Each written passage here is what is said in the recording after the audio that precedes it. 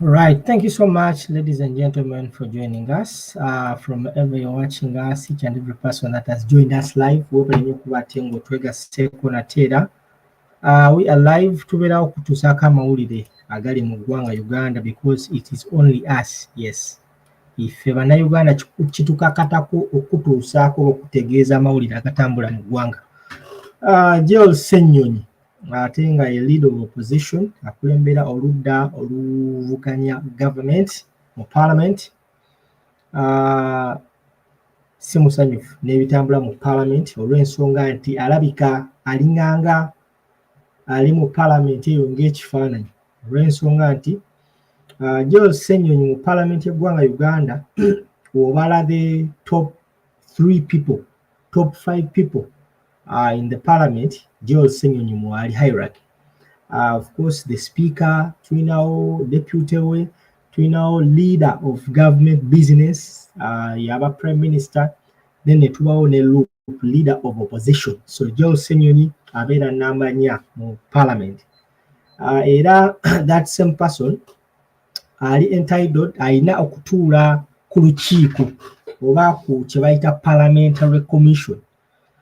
Mu bitambula oba mu biriwo at the moment biraga nti Gerald Senyonyi yandibanga yagobwa ku Parliament Commission. Parliament Commission ke kakiiko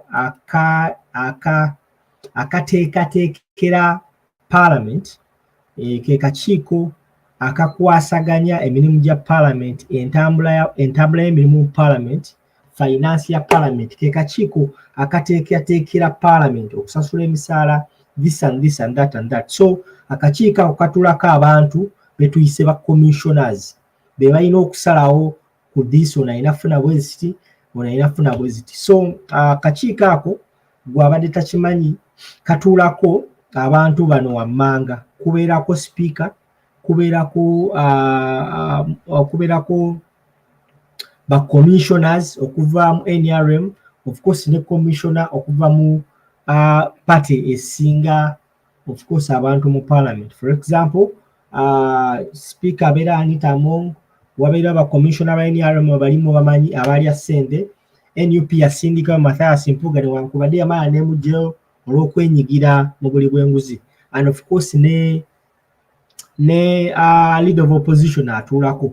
Naye kigambibwa nti ever since Gerald Senyonyi we are stepping mu office, wabaddewo olutalo, wabaddewo okusikangana omugwa wakati wa Gerald Senyonyi n'omukyala Anita Among kw'ossa ne Mathias Mpuga, nga kiraganga abeekobaana okubanga abagoba Gerald Senyonyi mu kakiiko ako.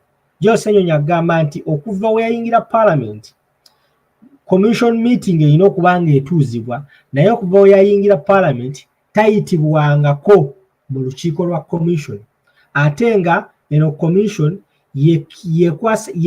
yekkirizibwa okuteekateekera parliament, okugezanga okurecruitinga abakozi. Buli mukozi agenda mu parliament, Gerald Senyonyi alina okubanga amanyi ku lukiiko olwo, alina okubanga abadde mu lukiiko olwo. So kigambibwa nti okuva we yayingira ekifo ekyo ekya leader of opposition, tewali lukiiko lwali lutudde, tayitibwangako mu lukiiko lwonna, ekiraga nti balabika balinganga abamusidelininga, balinganga abataagala abeere mu lukiiko olwo. Ekimu ku biraga nti balabika bamujja mu kakiiko ako. Ate nga ssemateeka kirambika bulungi nnyo, tewali kyonna kirina kukolebwa nga Gerald Senyonyi tabaddeewo as the leader of opposition. Era Gerald Senyonyi mu bigambo byagamba nti there are people that are being recruited at the parliament, naye tabamanyiiko, balina kubanga bayita mu lukiiko olwo lwalina okubanga abeeramu.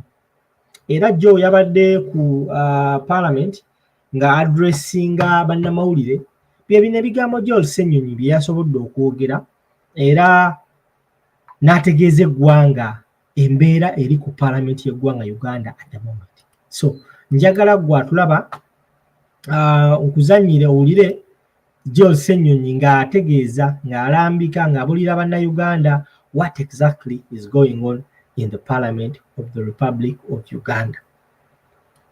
Kale kama kuteekereko naawe owulire, era gwe kennyini gwe ajja okumbuulira nti this or that, naye nga mu byonna ebiraga byonna ebivaayo biragira ddala nti Joel Senyonyi yandibanga baagala kubanga bamusidelininga, bandibanga baagala kubanga bamugoba mu parliament mu ngeri oba mu commission meeting mu ngeri y'olukujjukujju.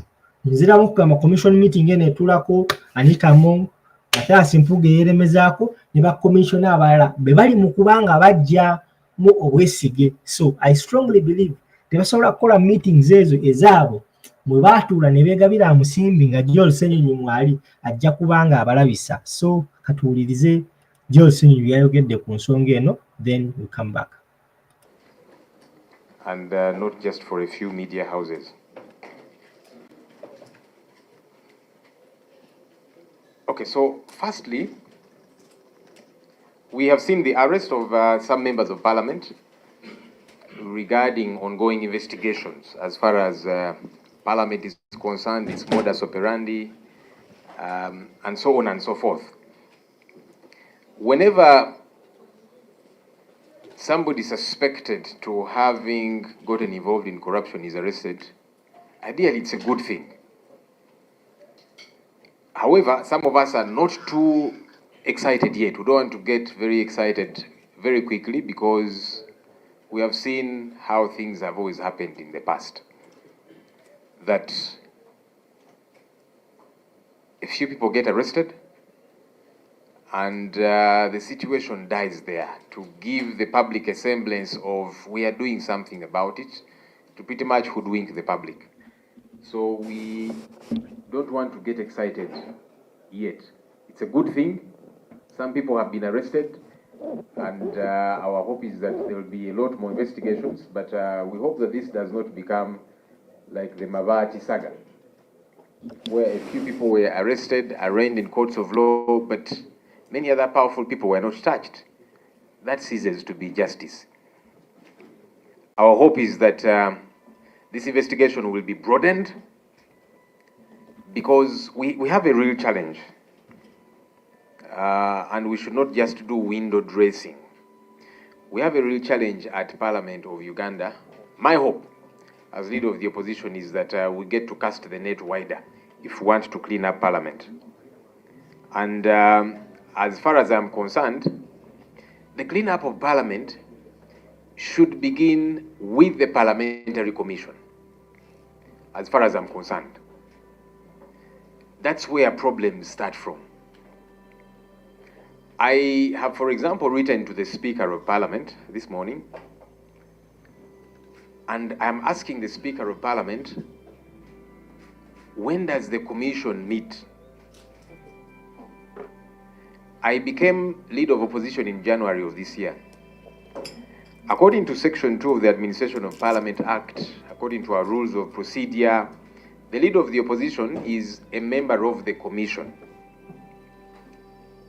Now, I have learned that there are some quiet meetings of the Commission that have been happening in the Speaker's office, usually with the backbench commissioners.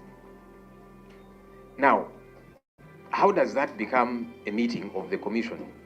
Because as leader of the opposition, I am maybe what you would call a front bench commissioner. That's why we have backbench commissioners. But I've never been invited for a meeting of the Parliamentary Commission. And yet I understand there are some clandestine meetings that keep happening because people are recruited. That can only be approved by the Parliamentary Commission.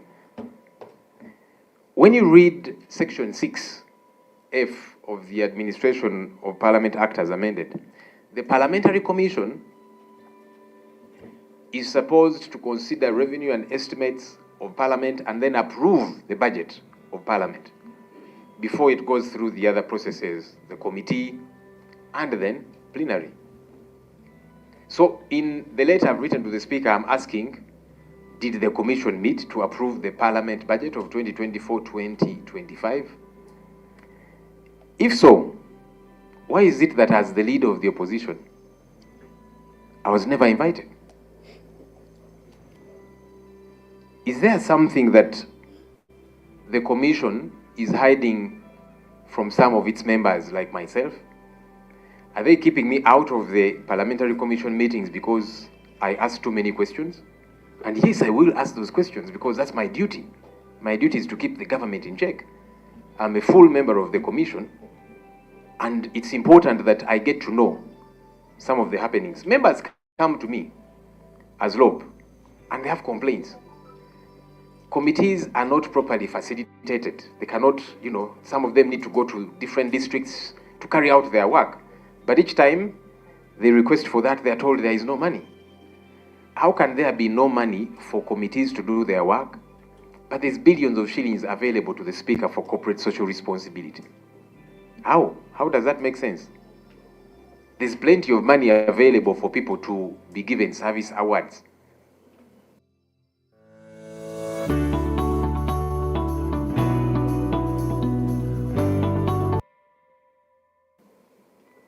All of these are discussions that are meant to happen in the Parliamentary Commission. Unfortunately, some of us are kept and locked out of the Parliamentary Commission, which is illegal because I am a member of the Commission. And so I want to know, and that's why I've written to the Speaker, I want to know, did she or anybody else amend the Constitution, amend the Administration of Parliament Act and our rules of procedure to say now the law is no longer a member of the Commission because the law is very clear? Are they bothered by the questions that I'm asking, and so they don't want me to ask those questions in the Commission meetings? So that's the challenge, and that's why I'm saying, as some members of Parliament are being arrested, we need to broaden the investigation of Parliament of Uganda, beginning with the Parliamentary Commission, because that's where lots of things are happening surreptitiously and clandestinely. You see, if Parliament is to function effectively, it has got to be accountable, one, to members of the Parliamentary Commission, because that's the top organ of this institution. Number two, it's got to be accountable to all members of Parliament. That's why they're raising questions. But finally, it has got to be accountable to the general public. It's important that that gets to happen. So the tendency for the Parliamentary Commission to operate clandestinely without involvement of members of the Commission raises a lot of suspicion. And this has got to be addressed. You know, the Speaker of Parliament always says that we are a people-centered Parliament. My hope is that this does not just be a slogan, because it seems like a slogan. It has got to be reflected in how we operate and how accountable we are as an institution. So I thought that it's important for this to be out there, because we're a public entity and we must operate publicly. We are public officials. As leader of the opposition, I'm not just accountable to my party NUP that nominated me for this position. I'm not just accountable to the opposition, which I lead in Parliament. I'm accountable to the entire Parliament. I'm accountable to the entire country called Uganda. And that's why I'm asking questions about how taxpayers' money is being utilized or misutilized. So at least in my case, I am not going to keep quiet whenever I see things going wrong. I'm not going to keep quiet when the Commission is operating like a small clique. Because the Commission is not just these few backbench commissioners that meet, distribute money amongst themselves. They meet to approve recruitments of several people, some of whom we understand are many of their relatives. They meet to award contracts, huge contracts. In some cases where there's even conflict of interest, because some of the companies that are awarded contracts belong to people who sit in some of these small meetings. And maybe that's why they don't invite some of us for these meetings, because we shall ask questions. So I would like to appeal to the leadership of this institution. Let's be transparent. let's be accountable. Let Parliament work as an institution and not somebody's small kiosk or small property. Because that's why we're having a challenge in this country. That's why there's billions of money, running on different accounts for personal work, and yet committees do not have money to operate. So it is something that I am challenging. It is something that I'm not going to keep quiet about, and I'll not allow anyone to intimidate me, because I'm not here at the invitation of anybody. As voted for by the people of Nakawa West, nobody in this building invited me to be MP. The people of Nakawa did vote for me. And number two, my party nominated me to become leader of the opposition.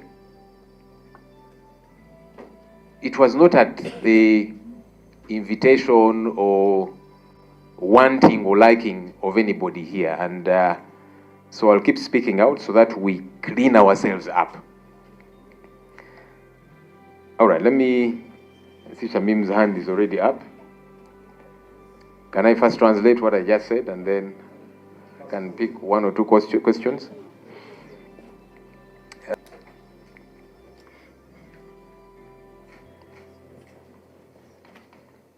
Olero njagala kwogera ku bintu nga bisatu ku bina. Okusookera ddala tulabye ababaka ba Parliament be batandise okukwata bali mu kaduukulu kubatuulira aliwo okunoonyereza ku ssente y'omusolo ku nguzi ku bubbi obuli wano mu kizimbe kino ekya Parliament ya Uganda. Weewaawo kirungi okunoonyereza bwe kuba kutandise, naye efe abamu tetugenda kukyamuukirira kaakati kubanga twabiraba ne mu mabaati baakwatayo abamu abanene bo ne babaleka. So kati fe abamu tetunnasanyuka kiri awo. Twagala okunoonyereza kuno kwongere okugaziwa.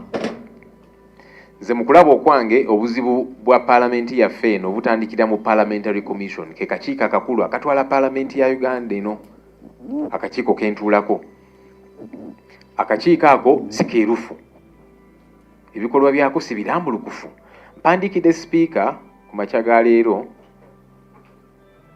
nga mulaga amateeka, ssemateeka yaffe, Administration of Parliament Act, Rules of Procedure. Nze nga Leader of Opposition ndi member wa Parliamentary Commission okuva mu January lwenafuuka Leader of Opposition, neesiitibwangako mu meeting yadde n'emu eya Parliamentary Commission, ate nga mpulira nti batuula mu nkukutu mu office ya Speaker. Ayita ba backbench commissioners abo naga nti kati eno ku Parliamentary Commission ne basalawo bye basazeewo ku ssente empitirivu. Ekyo kikyamu, era mpandikidde Speaker nga mubuuza lwaki Parliament baagala okugitwala nga akaduuka k'omuntu omu. Eno Parliament nze ndi full member wa commission, neesiitibwa mu meeting ezo kubanga oba oliawo batya ndijja kubuuza ebibuuzo ebikambwe. Ebibuuzo byo nja bibuuza kubanga buvunaanyizibwa bwange. So mubuuzizza nti naye kaakati commission yeyina okwaprovinga budget eya Parliament. Nempulira baatuula mu nkukutu ne bajja approvinga ne bateekamu bo bye baagala. Bwe batyo nno bwe bayisa ssente nti kaakati beewadde ono service award ne bazeewa ne bagaba zi contracts, ate nga contracts ezimu bazeegabira bo nga bo kampuni zaabwe. Kyovudde olaba batuula mu nkukutu, fe abalala tebatuyita. So sigenda kutuula awo nsirike nga ndaba ebikyamu bitambula. Obuzibu awo we buva. Parliamentary Commission erina okubeera ennambulukufu obulungi kubanga zino ssente za muwomusolo.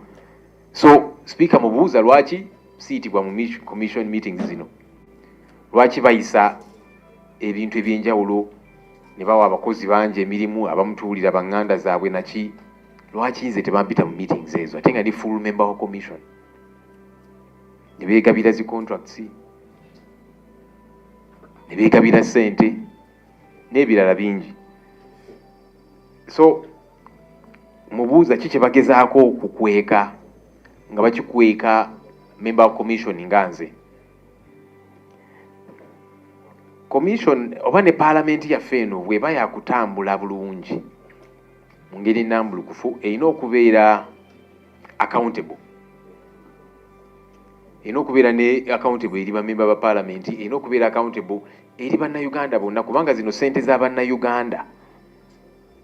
Kyenyamiza abamemba abamu bantuukirira munnange naba NRM kabangamba naye committees affe teziyambiddwa kimala kukola mirimu gya committees zino oba committees zino gende eyo bolya mu zi districts okunoonyereza ebintu ebyenjawulo naye olusi baba baagala ne zi costers oba kyogenda kutambula ne bagamba tewali ssente. Kati tewali ssente kuddukanya mirimu gya committees naye waliwo ssente buwumbi na buwumbi eza corporate social responsibility owa speaker wa parliament. Tuziraba zi billions bateeka ku account z'abantu ab'enjawulo abamu batuula ne beegabira zi service award naye nga committees zo ziri zibonaabona tewali ssente zimala kuddukanya buvunaanyizibwa bwa zi committees zino. Kati ze ngamba nti kino kikyamu era tetugenda kikkiriza era abo abanoonyereza bwaba bali serious nga bali mu kunoonyereza ku parliament batandikire wano mu commission etuula mu nkukutu fe abamu tebatuyita ne bayisa be bayise ne bayisa ssente zitategeerekeka wakati budget yakayisibwa. Budget ya parliament erina kusooka kuyisibwa mu parliamentary commission ne tutuula ne tugikubako ebirowoozo nti wano wagendewo ssente mmeka eno office efune ssente mmeka. Mpulira nti baatuula mu nkukutu mu office ya speaker nze tebampita ate nga ndi member wa commission so neebuuza ku lwaki biki bye bakweka bye bataagala ntegeere oba mbuuza ebibuuzo ku nsonga zino ezimu. So nga Madam Speaker bw'atera okugamba nti tukolera bannayuganda ayina kyatera okugamba nti we are a people centered parliament. Ekyo tukirina kubeera just kigambo kukyogera kusanyusa bantu. Tubeera tutya people centered parliament nga tetuli accountable eri abantu, nga tetuli beerufu, nga tetuli balambulukufu, ng'ebikolwa byaffe bya mu nkukutu. Olaba kati obikweka naffe bamemba ba commission kati ani anaategeera ekigenda mu maaso ku ssente y'omuwoomusolo. So nze sigenda kusirika kubanga abantu bano siri leader of opposition kubanga baagala nnyo mbumbeere nedda si be bannonda abantu bannakawa baasooka okunnonda nenzija mu parliament kibiina kyange ne kinsindika okubeera leader of opposition. So siriiwo lwa kisa kya muntu yenna, so sirina gwe ngenda kwegayirira, sirina gwe ngenda kutiiririra, buli omu jamuwa ekitiibwa kye naye sirina gwe nja kutya nga mbuuza ebibuuzo ebikwata ku ssente y'omuwoomusolo naddala wano ku parliament wentuula. Mwebale nnyo. Why come out now? Good enough a number of you have said I have been calling you again and again to talk about these issues. I've been writing several letters regarding these matters. So I'm not just coming out now.